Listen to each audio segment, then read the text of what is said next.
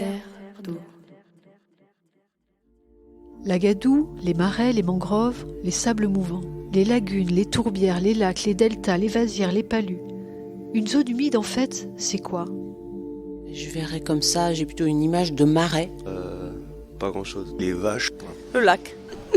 Ça m'évoque les vaches qui sont au bord du lac. Les scientifiques estiment que 64% des zones humides de la planète ont disparu depuis 1900. Bien qu'elles ne couvrent qu'environ 6% de la surface terrestre, 40% de toutes les espèces végétales et animales vivent ou se reproduisent dans les zones humides. Comment l'homme a-t-il appris à vivre dans ce milieu a priori hostile et en constante évolution ? Quels enjeux représentent-elles à l'heure du réchauffement climatique, de l'urbanisation massive et de l'écotourisme ? À travers le récit de femmes et d'hommes passionnés, découvrons ensemble ces terres d'eau.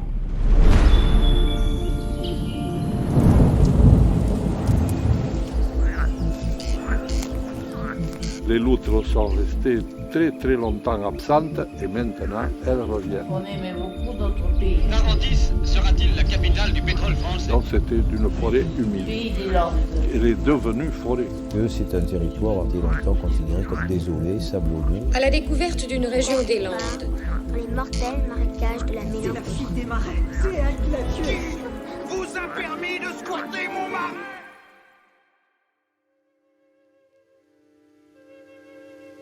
C'est ici, madame, que vous avez été photographiée par monsieur Arnaudin?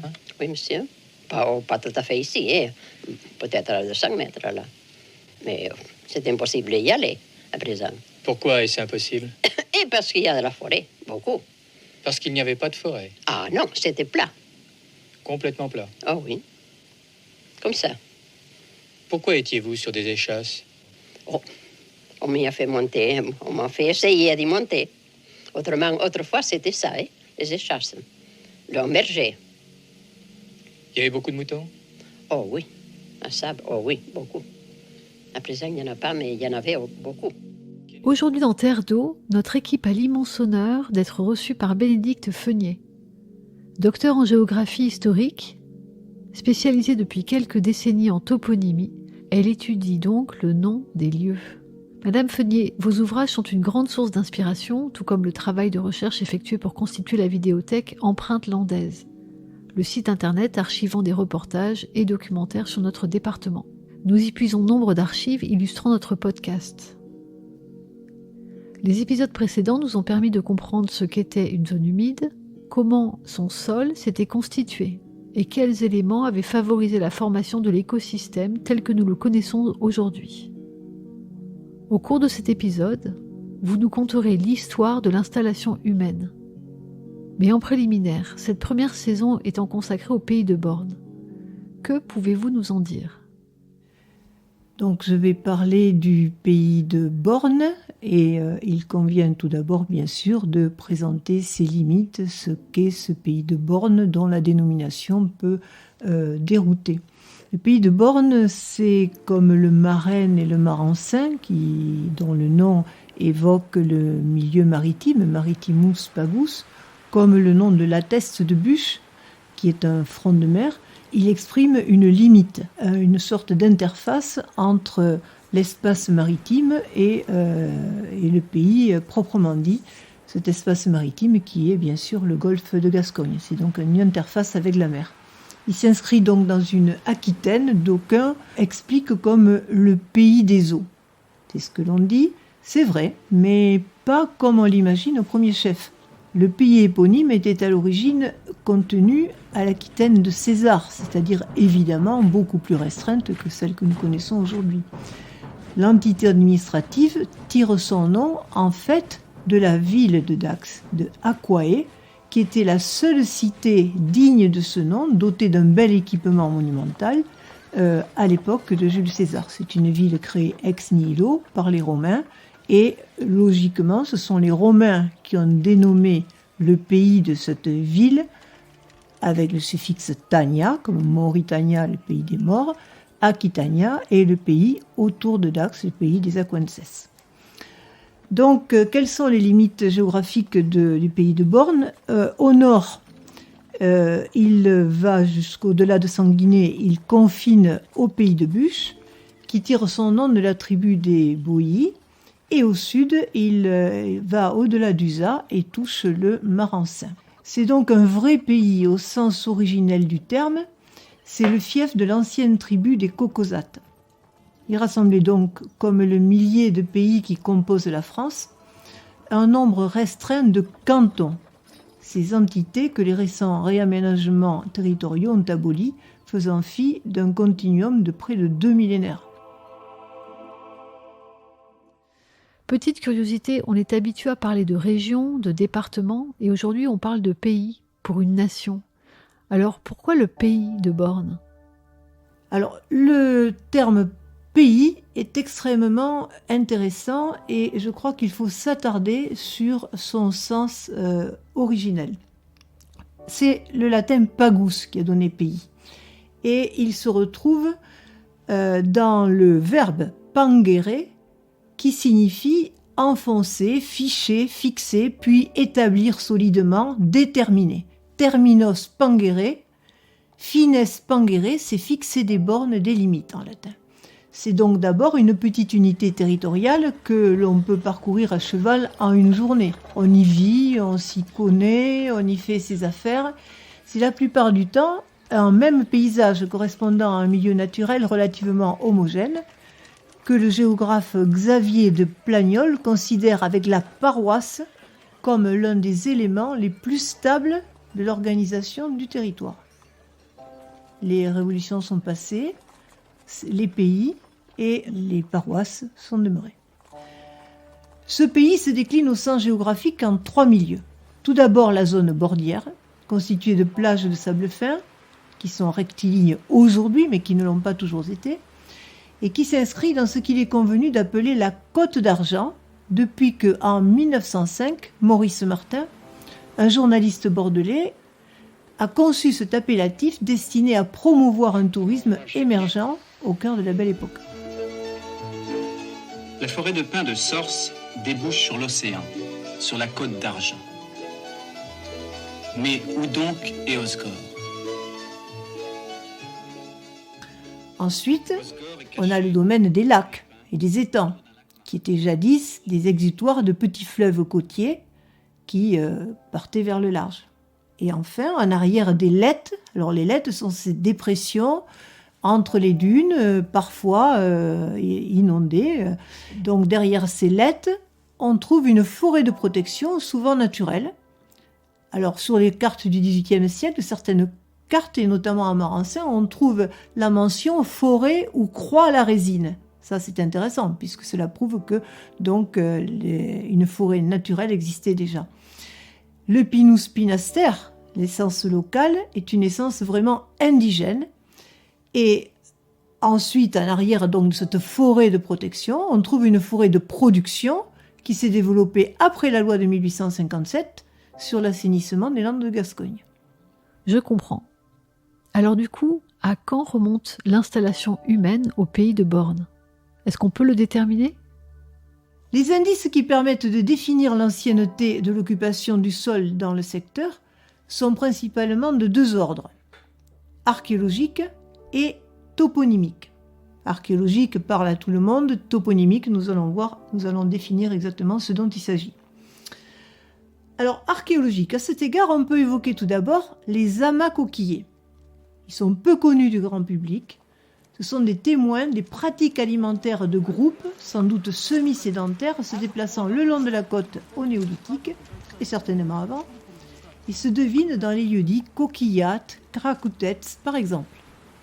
Loin d'être un désert stérile, comme on l'a trop souvent dit, avant que les recherches sérieuses sur les territoires ne soient effectuées au début des années 1980, le secteur côtier, comme l'arrière-pays, le secteur de la Grande Lande au sens où l'entend Arnaudin, dispose de ressources naturelles non négligeables qui ont permis l'établissement de petites communautés à haute époque.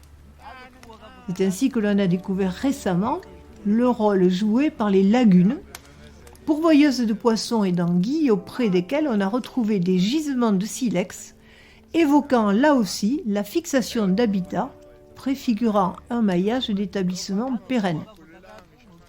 On n'y est pas encore, mais le futur réseau de parois se trouvera appui sur cette esquisse. Le déplacement de ces groupes pionniers engendrera alors les premiers chemins, les premiers grands itinéraires qui se garderont de l'eau, se glissant dans les interfluves plus ou moins bien drainés, évitant au maximum les franchissements, mais recherchant cependant la ressource en eau potable. Sources et fontaines guérisseuses, entre guillemets, le plus souvent christianisées, associées à un agionyme, c'est-à-dire un nom de saint, constituent les lieux de culte toujours fréquentés aujourd'hui.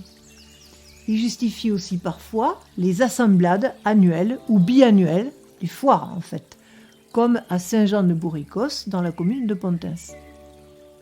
Plus que cela, et c'est une belle illustration de l'intérêt des lagunes pour comprendre l'installation humaine en pays de Born, on découvre, à la lecture attentive de cartes et de cadastres, que bon nombre de ces lagunes ont été utilisées comme limite, comme confront à plusieurs paroisses, 4, 5, 6 paroisses parfois. C'est le cas de la lagune de Leucate, aux confins d'Ichus, Lugos, Parentis, Biscarros et Parentis.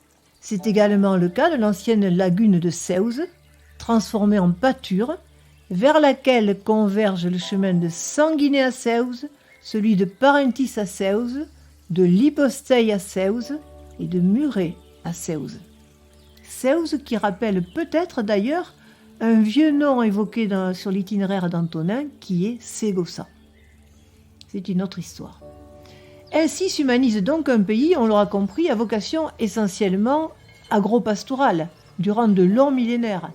Des débuts du néolithique, on va dire au moins 8000 pour notre région, à l'âge du bronze, puis dans une seconde phase, de l'âge du fer, moins 800, à la fin du premier millénaire après Jésus-Christ, où on peut dire que tout est à peu près fixé, route et réseau paroissial. Matière première indispensable à la confection de la litière, la fougère, c'est un exemple, mentionnée de façon récurrente dans la toponymie. Elle se cache dans le nom d'Usa et plus loin en Armagnac et dans celui du Houga.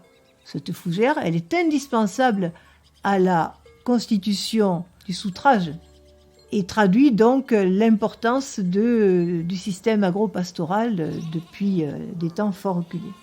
On peut donc assurément parler d'anthropisation des zones humides, avec, il faut le reconnaître, un haut degré d'adaptabilité des populations pionnières, alors que ces mêmes zones humides, jugées répulsives, furent plus tard, à la fin du XIXe siècle, on le sait, outrageusement déconsidérées, abusivement effacées sous le Second Empire, jusqu'à leur quasi-disparition par une volonté politique qui, à mon sens, occulte un programme d'appropriation des sols sous couvert de valorisation du territoire.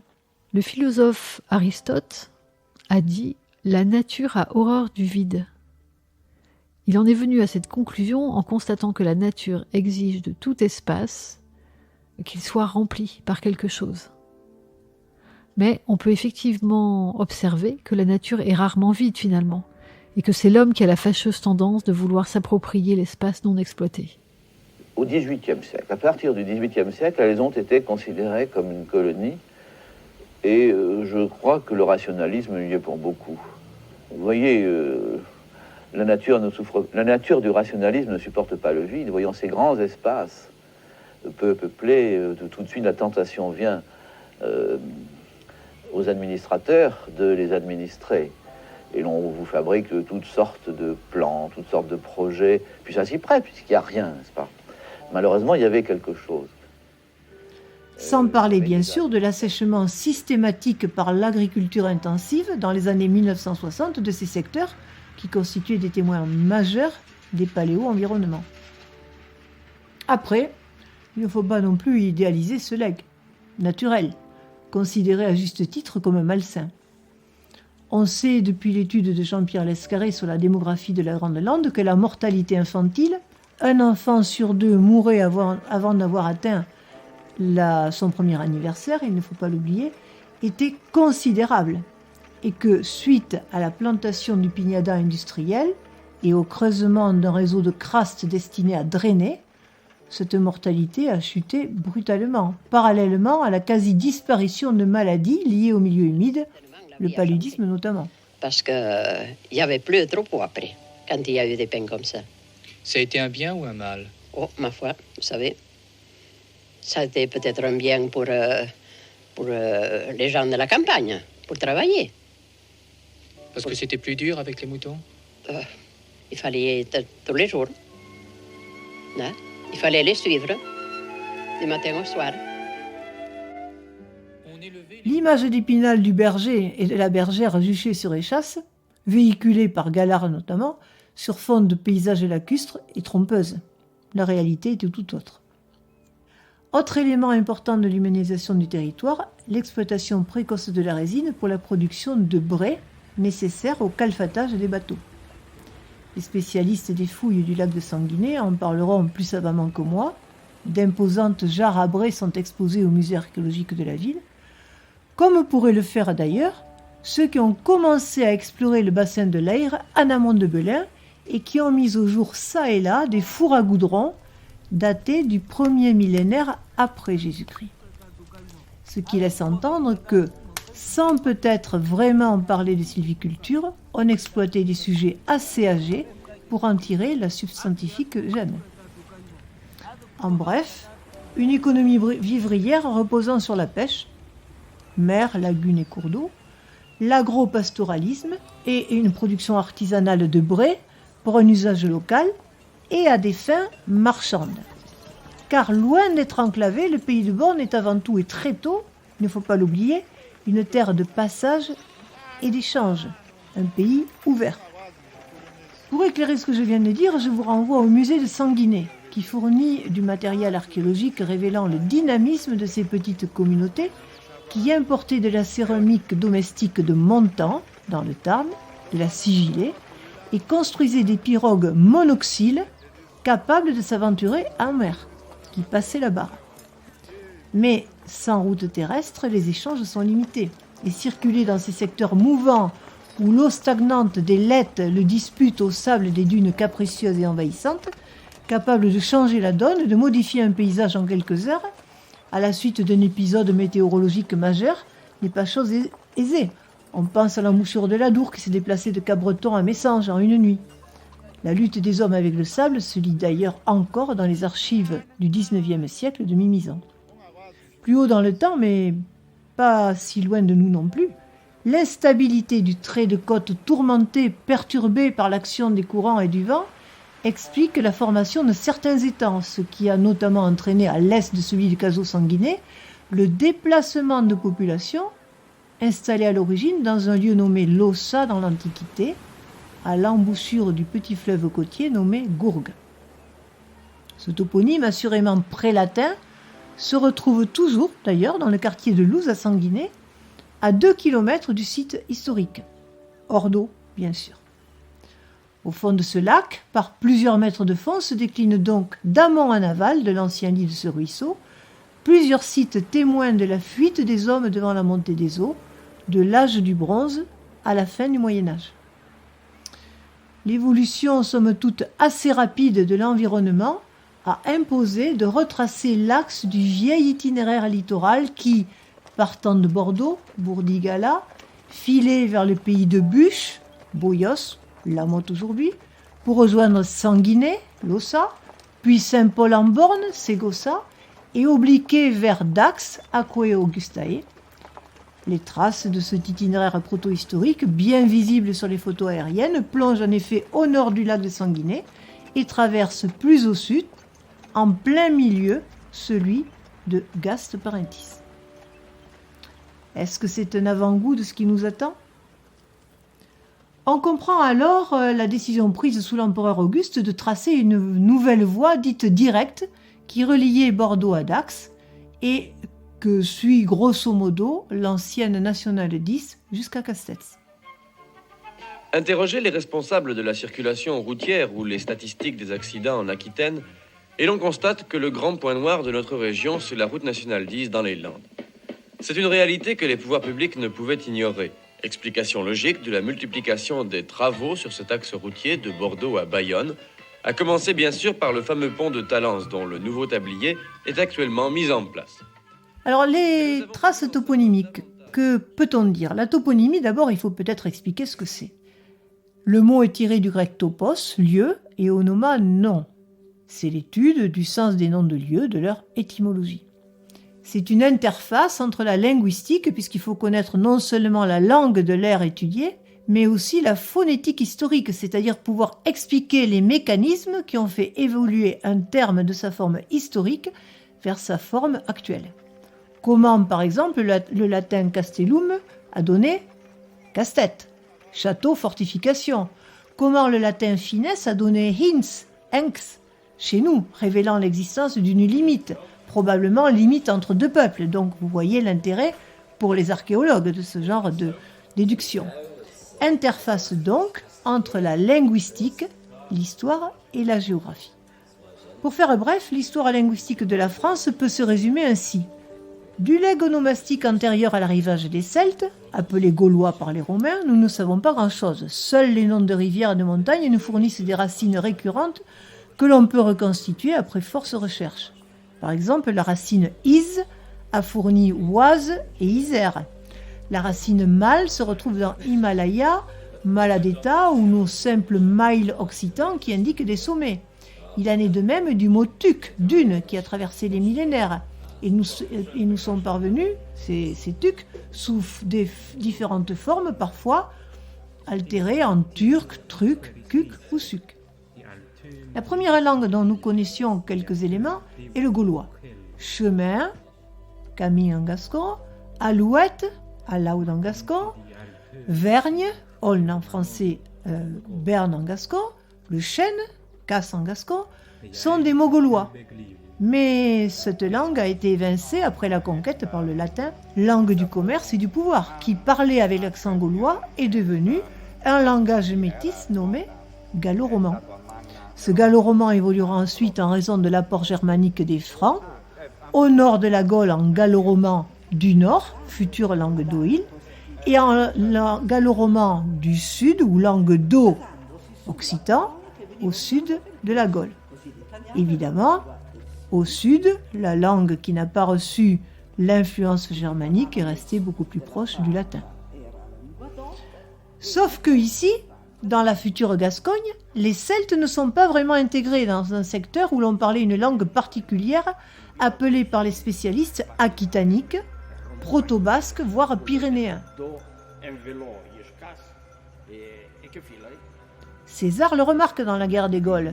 Il dit « Le fleuve Garonne sépare vraiment les Gaulois des Aquitains. Ce n'est pas le même peuple, ils ne parlent pas la même langue, ils n'ont pas les mêmes coutumes, les mêmes mœurs. » C'est donc l'origine du gascon, le gascon, notre langue, qui est donc plutôt le continuateur de ce que l'on pourrait appeler l'aquitano-roman.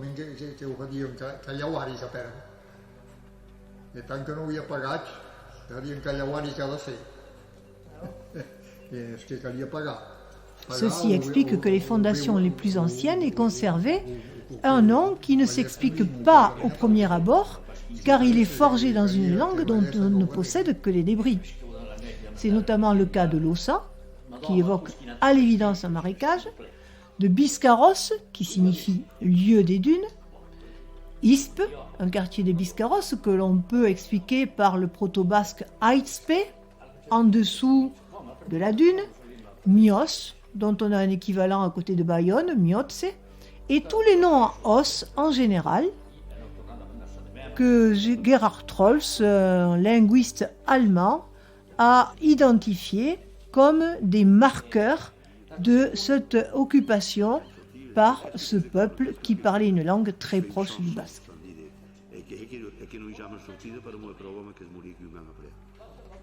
Ces peuples, installés au couchant de la Garonne, des millénaires avant l'arrivée des Romains, avaient donc une telle conscience de leur identité linguistique qu'ils envoient à Rome en 276 un légat, parti de Dax, qui demande à l'empereur que les peuples unis par leur langue fassent sécession pour former une seule et même province distincte du reste de l'Empire.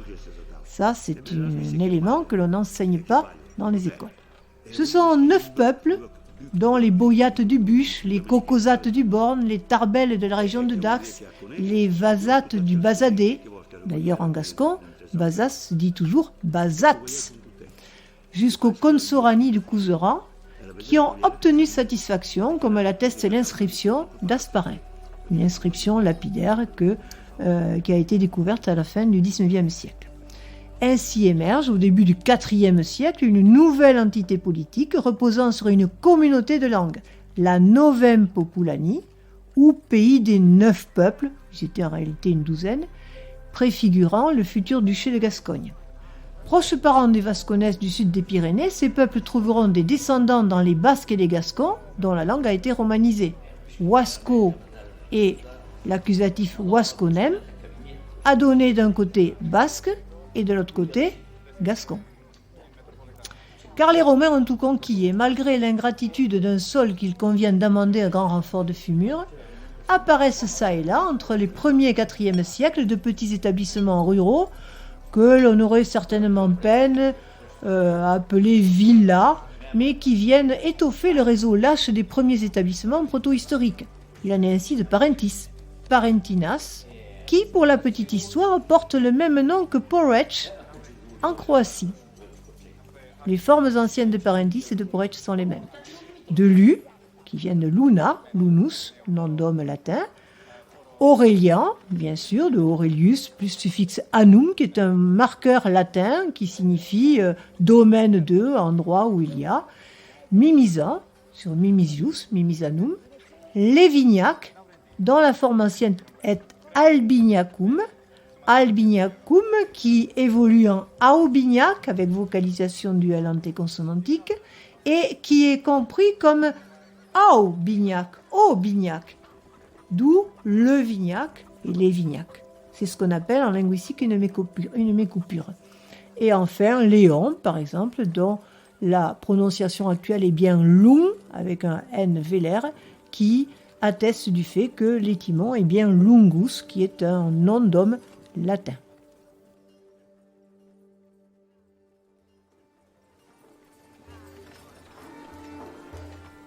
On peut passer au Moyen-Âge. L'histoire du Born se façonne ensuite donc durant le Haut Moyen-Âge, à l'époque mérovingienne et carolingienne, lorsque se dessinent les contours des pays qui constituent notre territoire.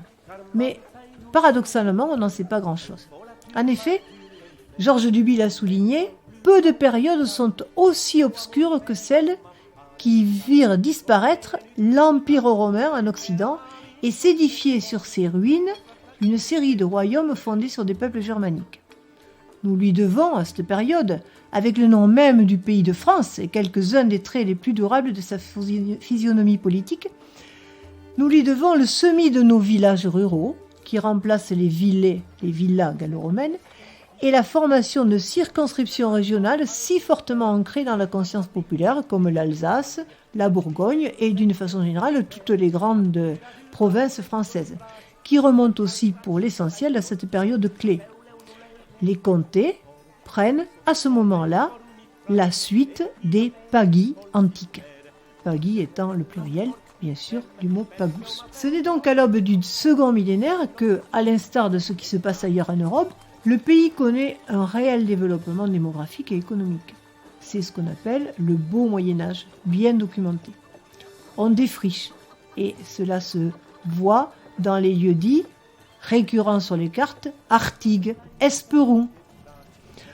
On gagne des terres nouvelles, les terres novos, terres nauas, les navailles. On valorise la terre dans les houdings, les casaux, qui a donné le toponyme caso, bien entendu, non pas au sens de petit jardin, mais au sens de domaine rural. Les monastères et l'église, en général, veillent à l'expansion des paroisses qui se mettent sous la protection d'un saint. Sainte-Eulalie, Sainte-Eulalie en gascon, Saint-Paul, Saint-Pau, Saint-Julien, Saint-Deliane, Saint-Giron, Saint-Girouns, l'un des évangélisateurs de l'Aquitaine avec Saint-Orens. À Mimizan, seul port avec à Breton de la côte landaise, une filiale de l'abbaye de Saint-Sevé s'élève au début du XIIIe siècle. Un prieuré bénédictin dont les vestiges, un clocher-porte qui abrite des peintures murales du XVe siècle et des sculptures remarquables, sont classés aujourd'hui au patrimoine mondial de l'UNESCO. Borné par des pyramides de pierre, une sauveté, une saubetat, lieu sous haute protection de l'Église, accueille les pèlerins de Saint-Jacques de Compostelle, qui font revivre le vieil itinéraire côtier. Ces pauvres pèlerins, ils abordent un pays qui, effectivement, est considéré comme très ingrat, dangereux, et la littérature en rend largement compte. On trouve ainsi une description dans les itinéraires pour le pèlerin, qui sont finalement des sortes de guides routiers, des descriptions qui seraient plutôt de nature à détourner le pèlerin. C'est une contrée dépourvue de bonnes choses, manquant de pain, de vin, de viande, de poisson, d'eau et de fontaines. Les villages sont rares, tout est plat, sablonneux, mais on y trouve quand même du miel, du millet, du panic et des cochons. Voilà qui nous réconcilie quand même avec ce pays de bornes et ses pays voisins, contrées répulsives s'il en est, si l'on en croit certaines personnes. Donc ces pèlerins font finalement revivre le vieil itinéraire côtier. Et les Gascons sont bien heureux, prospèrent au cœur d'une Aquitaine anglaise, ou plus précisément administrée par l'Angleterre, et non pas occupée par les Anglais, comme on l'entend trop souvent. Le commerce y est florissant. La fin de la guerre dite de 100 ans, à la bataille de Castillon de Dordogne en 1453, est pour nous un désastre. La structuration de ce pays doit tant à ses souverains partagés entre leurs terres anglaises, normandes et gasconnes. Les castrum d'Usa, de la Harry, castrum de Farina et de la Boire, Herba Favera, sont fondés entre 1177 et 1179 par Richard Cœur de Lion. Quand le castrum de Boricos, De Novo Constructum, est fondé en décembre 1254 sur ses propres terres par le prince Édouard, sur le territoire de l'ancienne paroisse de Saint-Jean de Sorens. L'histoire est toujours une question de point de vue. Et celle qui a été véhiculée par l'école de la République, il ne faut pas l'oublier, est l'histoire officielle de France, transmise en quelque sorte par les descendants des partisans des Capétiens, alors que les Anglo-Gascons du Borne étaient de facto du côté des Plantagenets. Un pays anglais, donc, pendant 3 siècles, et fier de l'être. L'histoire de notre pays de Borne participe en effet de l'histoire de l'Aquitaine, liée à partir de 1154 à celle de l'Angleterre. Pourquoi ? La duchesse d'Aquitaine, la belle Aliénor, petite fille du grand troubadour Guillaume de Poitiers, se marie en seconde noces à Henri Plantagenet, futur héritier de la couronne d'Angleterre. De ce fait, entre 1154 et 1453, le pays de Borne et toute la Gascogne sont administrés par des rois-ducs qui entretiennent une correspondance étroite avec les grandes familles gasconnes, notamment les Albret, 2 petits barons locaux dont le berceau familial est à l'Abrite et qui s'élèveront en quelques siècles jusqu'à la royauté avec l'avènement sur le trône de France de l'un de leurs descendants, que l'on connaît bien et qui n'est autre que Henri IV, Lunus Henrique, le bon roi Henri. Durant la longue lutte qui oppose le roi de France et le roi d'Angleterre, duc d'Aquitaine, les Albret changent maintes fois de camp au gré des opportunités, mais la vie quotidienne suit son cours dans les communautés villageoises, du Borne et d'ailleurs, essentiellement concentrées dans les quartiers. La langue quotidienne et administrative est bien sûr le gascon, et les administrateurs anglais la parlent et la comprennent, bien entendu. Une charte établissant les libertés de la ville de Bordeaux est d'ailleurs rédigée dans cette langue par Jean Santerre en 1199. On peut la lire sur une plaque de bronze devant la cathédrale de Bordeaux aujourd'hui. Économie de subsistance sylvo-agro-pastorale, pôle d'activité autour de forges, Pontin, Suza, grâce à l'exploitation de la garluche, ce grès ferrugineux dont on extrait un minerai d'une teneur médiocre, mais qui permet quand même cette économie vraiment réelle. Et autour de Tuileries qui expliquent les nombreuses argileires, les nombreux lieux-dits argileires, lieux d'extraction de l'argile. Tel est le tableau que l'on peut dresser du pays de Borne jusqu'au grand tournant du XIXe siècle qui, à la suite de la loi de 1857 sur l'assainissement et la mise en valeur des landes de Gascogne, transforme paysage et mentalité. Arnaudin le souligne bien dans son œuvre. La lande infinie, abandonnée sans partage à la vie pastorale, et endormi, à jamais semblait-il. Mais des temps nouveaux sont venus, brutalement, briser le charme, dans son vieux rêve d'immensité et de solitude. Maintenant, la lande n'existe plus. Enchantement des aïeux déroulant sous le désert du ciel sa nudité du premier âge à l'étendue plane, sans limite. La plantation en allée borne implacablement la vue, hébète la pensée, en abolit tout essor. Même l'œil avait le perpétuel éblouissement du vide, où l'âme élargie, enivrée, s'abîmait dans d'ineffables et si chères tristesses.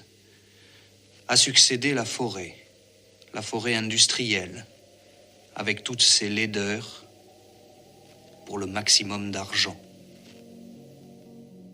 Les grands travaux de fixation des dunes sont en effet réalisés à cette époque, à la suite de précurseurs comme les captaux de la famille de Rua, qui ont déjà mené des essais concluants à la teste de bûche dès la fin du XVIIIe siècle. Ces travaux seront généralisés à l'ensemble du littoral grâce à des hommes comme Desbièles, le baron Charlevoix de Villers ou encore Brémontier. L'État français prend en charge l'ensemencement des dunes durant le XIXe siècle et en 1876, 88 000 hectares sont déjà fixés. 3 dernières dates sont à retenir pour conclure ce bref aperçu de l'histoire du pays de Born, car elles ont bouleversé l'économie locale. 1905, où l'invention de la Côte d'Argent par Maurice Martin, que j'ai déjà évoqué, symbolisant l'émergence d'un tourisme balnéaire à l'origine des stations littorales construites au revers des dunes vives. Il restait en vérité d'autres richesses naturelles à exploiter qui se vendent bien de nos jours, 150 km de côtes sablonneuses en particulier. La station de Seignos-le-Pénon, avec sa piscine à l'abri des dunes, qui relaie la mer au jour de grand vent, c'est pour les Landes le début d'une industrie pleine d'avenir, l'industrie des loisirs. Ensuite, 1954, avec la découverte de pétrole à Parentis notamment et dans le secteur. Les premiers derricks s'élèvent à Parentis, où l'on a découvert une nappe de pétrole dont il n'est pas encore possible de préciser toute l'importance. Mais déjà, son exploitation a commencé. Enfin, le début des années 1960 et la création du Centre d'essai des Landes qui introduit de nouvelles populations exogènes, bouleversant à tout jamais un milieu stable depuis des millénaires. Pour remplacer la base d'Amaguir qui sera abandonnée l'année prochaine au terme des accords d'Évian, la France a édifié dans les Landes à Biscarrosse un centre de lancement de fusées. Les installations ultramodernes sont en cours de finition. Le centre... Que peut-on dire en conclusion ? Le Born, un pays historique, loin d'être borné, où l'installation humaine est précoce en raison de sa position sur un axe de circulation dont les origines se perdent dans les ténèbres du temps. Un pays qui partage avec le Marassin et le Marraine une liaison étroite avec la mer, que l'on appelle ici le Magrane, la Grande Mer, et avec la Grande Lande, son arrière-pays, les modes de vie et de production dans un habitat dispersé, éclaté en quartiers, eux-mêmes subdivisés en aériaux. Un pays au destin particulier, donc résilient, qui a su s'adapter pour devenir aujourd'hui l'un des secteurs les plus attractifs d'Aquitaine. Mais ô combien fragile aussi, car il pourrait bien devenir victime de son succès. Densification de l'habitat, non-respect de l'environnement et d'un héritage culturel qui s'efface au profit d'une banalisation des paysages et de l'habitat, suivant des standards souvent à l'opposé des nôtres. Je pense que cette conclusion trouve écho auprès de nombre de nos auditeurs. Merci beaucoup, Madame Feunier. Espérons à présent que le pays de Born, tout comme les milieux humides, sera préservé. Terre d'eau, une production Zuxo avec à la technique et musique Théo Forstendischer, au montage Hugues Malo et à la réalisation Lorraine Carpentier. Nous serions heureux de créer une communauté de personnes mobilisées pour les zones humides, alors n'hésitez pas à montrer votre soutien en vous abonnant au podcast, en le partageant ou en rejoignant nos profils sur les réseaux sociaux. Vous pouvez également nous identifier, #Terre d'eau, ou vous abonner à la newsletter de notre podcast. Nous remercions l'ensemble de nos partenaires, dont l'Agence de l'eau Adour-Garonne, le pays Landes Nature Côte d'Argent, l'Union européenne, pour leur soutien financier.